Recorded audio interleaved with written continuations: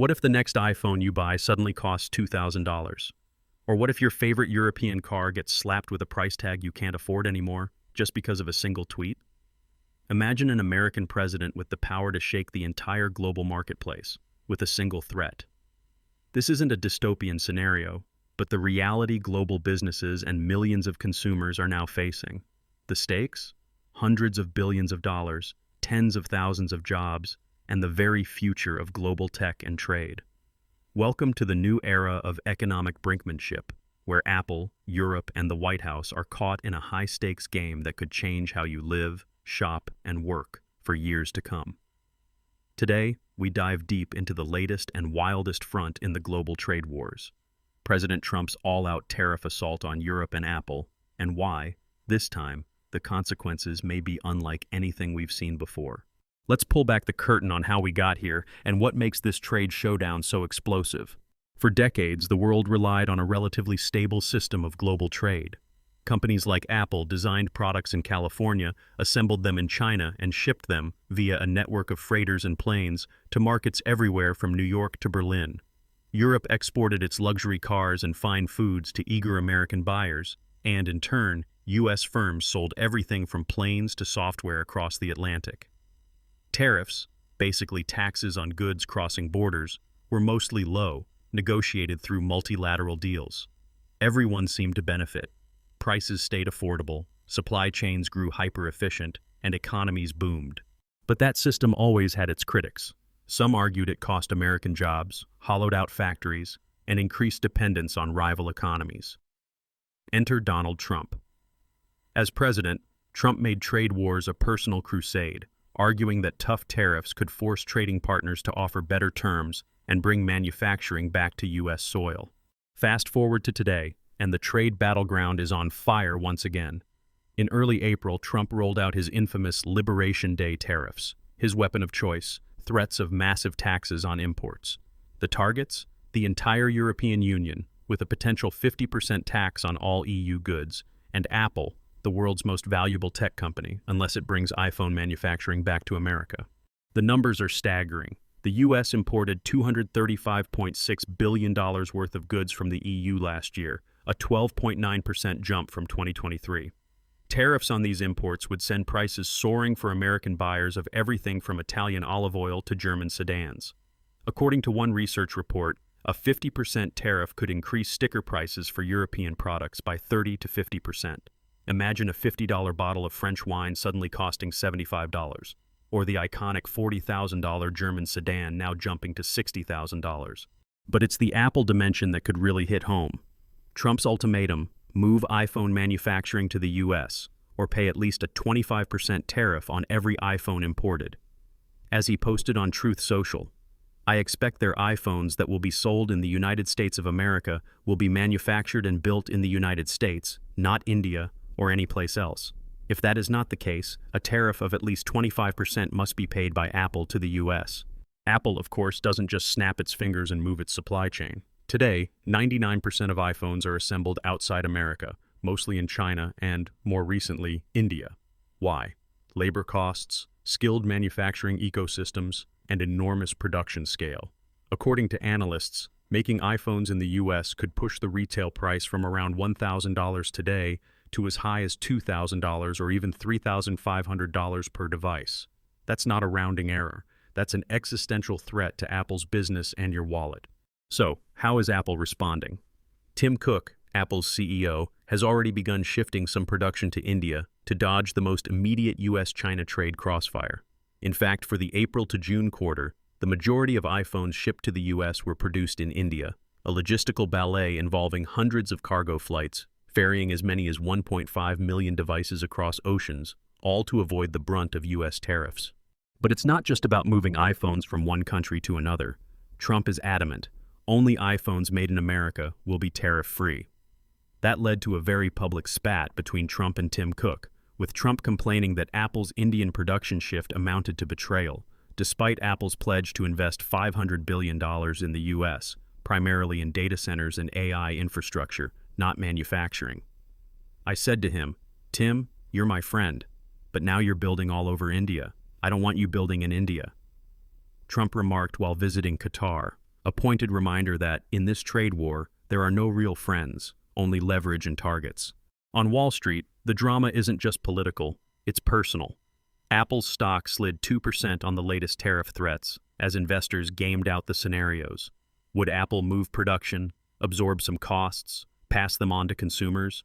Or could the entire system unravel into a broader, more damaging trade war? Many experts are skeptical that Apple can or should shift assembly to America. As Dan Ives, a top analyst at Wedbush, put it, the concept of Apple producing iPhones in the US is a fairy tale and is not feasible within the current economic and logistical landscape. Labor is more expensive, US factories simply aren't tooled for this scale, and the supply chain is deeply embedded in Asia. Let's look at the numbers. The International Monetary Fund has already downgraded the US growth outlook for next year by nearly a full percentage point, down to just 1.8%, citing the expected impact of new tariffs. Economists at Peterson Institute warn that a full-blown trade war could slash global GDP by as much as 1%, putting millions of jobs at risk and sending ripples through supply chains from Vietnam to Detroit. Within days of Trump's threats, the EU signaled it wouldn't stand by. European Commission President Ursula von der Leyen made it clear, the EU has a strong plan for striking back at the US if trade negotiations fail, keeping all options on the table. The EU is reportedly ready to target $108 billion in U.S. industrial and agricultural exports with its own set of retaliatory tariffs. Think soybeans, cars, whiskey. If your livelihood depends on exports to Europe, you're officially in the blast zone. The real costs, though, often fall on consumers. Scott Bessent, a former U.S. Treasury Secretary, summed it up. Tariffs have a stagflationary impact, slowing output while raising production costs and prices. Shoppers pay more, jobs dry up in industries that rely on imports, and the wider economy drags. Aaron Rakers at Wells Fargo predicts Apple might try to pass on at least some of the added costs, hiking iPhone prices by $100 to $300 in the U.S. Consumers, already squeezed by inflation, may simply snap their wallets shut. And what about Apple's strategy? Some analysts think Apple might choose to absorb the tariffs, accepting lower profit margins on U.S. iPhones, rather than risk killing demand with higher prices. Ming-Chi Kuo, a well-connected Apple supply chain expert, explains, it is more profitable for Apple to absorb a 25% tariff on iPhones sold in the US than to move assembly lines back to the US. But there's a limit to how much Apple, or any company, can absorb. If forced to swallow hundreds of millions or billions of dollars in added costs, even the world's most profitable tech company may be pushed to the breaking point. The collateral damage would spill over. Less cash for R&D, layoffs, slower innovation. Meanwhile, smaller companies, those without Apple's cash pile, could simply go under. Yet the threat isn't just economic, it's deeply political. Trump's message to Apple is also a message to the world. America first means foreign supply chains are fair game. The European Union, the United States' largest exporter, sees these moves as both commercial aggression and a direct threat to their economies. The risk? A tit-for-tat escalation, in which each side imposes more tariffs, triggering higher prices, production delays, and global economic slowdown. According to Austin Goolsbee, president of the Chicago Fed, tariffs that have a stagflationary impact slow down output while raising production costs and prices, creating a difficult situation for the central bank. In plain English, it's a lose-lose scenario, and policymakers may soon have to choose between fighting inflation or fighting unemployment. That kind of stress test could have consequences far beyond just gadgets and groceries. The legal front is equally tangled. Sally Stewart Liang, a partner at top international law firm Aiken Gump, notes, company-specific tariffs face legal hurdles and would require extensive investigations, such as those on anti-dumping. Mounting a tariff solely on Apple, for example, might run into World Trade Organization challenges or simply spark more unpredictable retaliation. So where does this all leave us? In a precarious moment, with the possibility of multiple futures, will Apple find a way to keep prices in check without losing its edge? Or could it be forced to reimagine its entire supply chain? Will the US and EU stumble into an all-out trade war, with collateral damage ricocheting across the globe? Or is there still a path to negotiation, a backroom deal perhaps, or a mutual truce to avoid the worst-case scenario? As negotiations stall and new threats are fired across social media, the world waits. Could the next iPhone become a luxury only the few can afford? Will European and American consumers both be forced to pay the price for a showdown between superpowers? Or might a last-minute compromise rewrite the rules of global trade for the next decade? One thing is clear. The arena of global trade has never been more volatile, and what happens next could reshape the rules for technology, business, and even the way we understand economic power. Now, as we look to the future, the stakes couldn't be higher. The world is watching whether Apple, one of the most valuable companies on the planet, can withstand direct pressure from the White House and a resurgent wave of protectionism. At the same time, the machinery of global trade, built over decades on the promise of ever greater integration, teeters on the edge, threatened by the very tariffs and retaliatory measures that once seemed confined to history books. Let's break down what could happen next, and more importantly, what it means for all of us. Imagine first that Trump follows through on his threats. Overnight, a 25% tariff is slapped on all iPhones not manufactured in the United States. Apple, despite heroic logistical maneuvers, simply can't reroute enough production in time. Prices soar. The cheapest new iPhone in America jumps from $1,000 to $1,300 or more, maybe even $1,500 if manufacturers pass the full cost to consumers. Some analysts warn that if Apple were actually forced to bring production back to U.S. soil, costs could reach an eye-watering $3,500 per phone. The impact would be immediate and brutal. Middle-class families would think twice before upgrading. Tech-savvy teenagers might have to settle for older models or look to competitors. Hundreds of small app developers and case manufacturers, who depend on high sales volumes, would feel the squeeze. Retailers would scramble to adjust inventory while economic forecasts begin to darken. And it's not just about iPhones, because the EU, stung by the American move, isn't standing still. Brussels prepares its own list of retaliatory tariffs, targeting iconic American products, Harley-Davidson's, California wine, even U.S. digital services. According to the latest research, the EU could hit back at more than $100 billion worth of U.S. exports, from agriculture to industrial machinery. The message, two can play this game. Scott Bessent, former U.S. Treasury Secretary, puts it bluntly, "The old playbook of tit-for-tat tariffs doesn't work in a world this interconnected. What you end up with is higher prices everywhere, slower growth, and a lot of angry voters." As tariffs ricochet across the Atlantic, global supply chains strain under the pressure. Apple's pivot to India accelerates, but it's not just Apple. Dell, HP, and other tech giants quietly begin shifting production lines, hedging their bets in case the US-EU showdown drags on.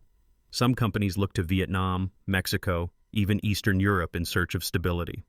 The global tech landscape fractures, as each side seeks to insulate itself from the next unpredictable tweet or tariff announcement. The economic fallout?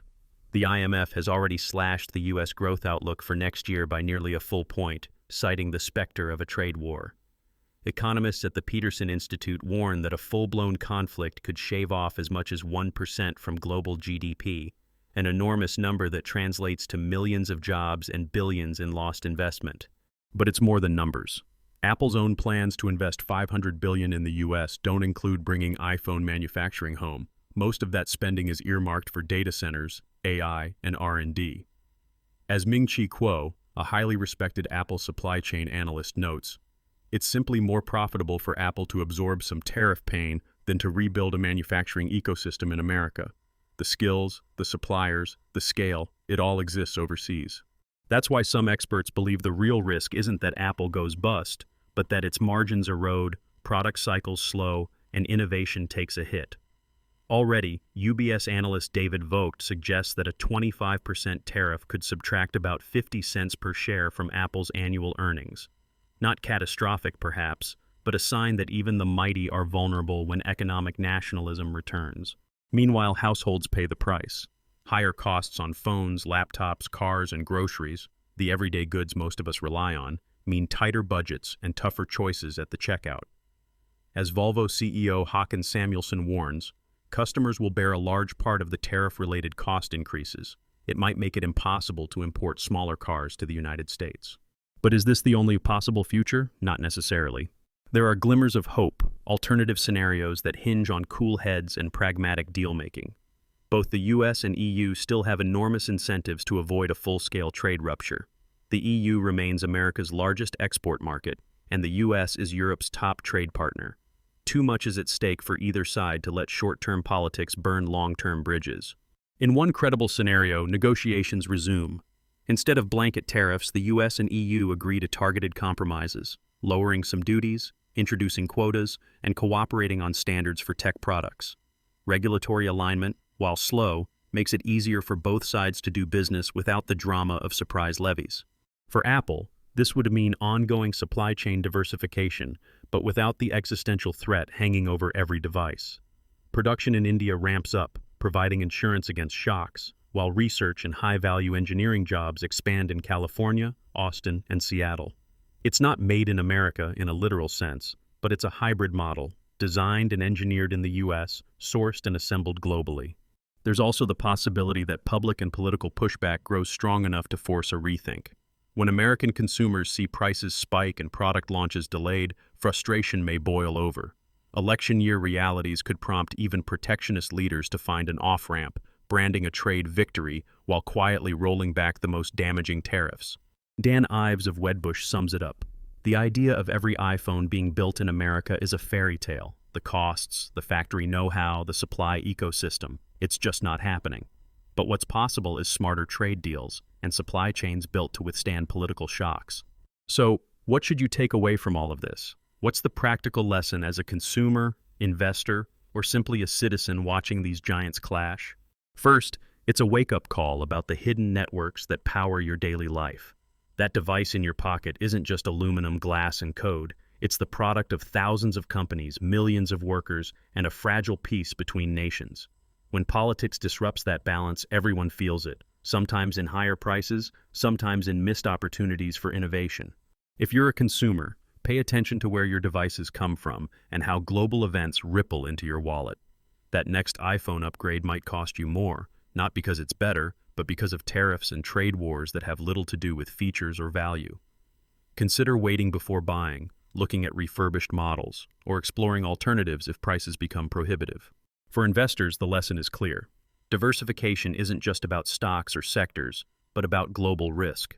The world's biggest companies are no longer immune to geopolitics.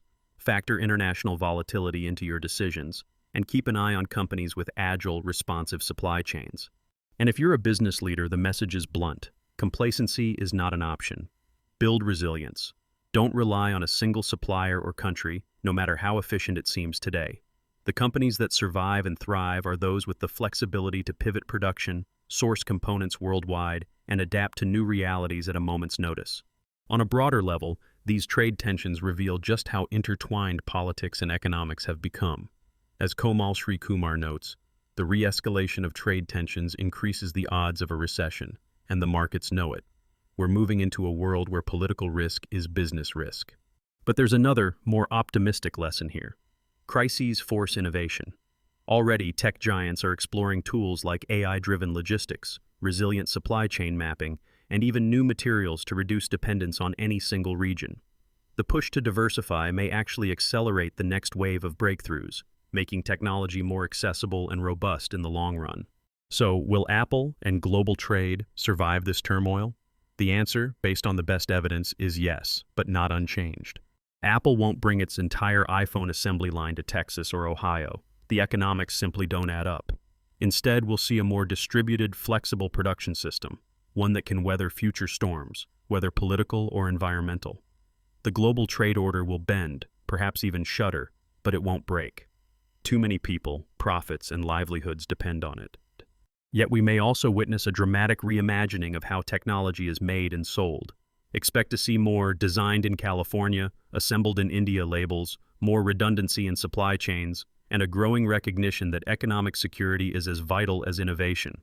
For ordinary people, it means being alert, knowing that behind every price tag is a story shaped by politics as much as progress. Here's the secret fact few people realize. The real power isn't just in where a phone is made, but in the ability of companies and countries to adapt. When headlines scream about tariffs and trade wars, look closer. The systems behind your gadgets are designed to survive. The question is, how quickly can they change, and can you keep up? So next time you scroll through the latest tech headlines or consider an upgrade, remember, you're not just buying a product, you're participating in a global drama, one where the rules are still being written. Stay informed, ask questions, And keep watching, because what happens next may determine not only the price of your next phone, but the shape of our economic future. If you found this deep dive thought-provoking, don't forget to like, subscribe, and hit the notification bell for more stories that cut through the noise and explain the real forces shaping our world. Share your thoughts in the comments. Do you think trade wars are worth the cost, or should tech companies stand their ground? Which scenario do you see coming true?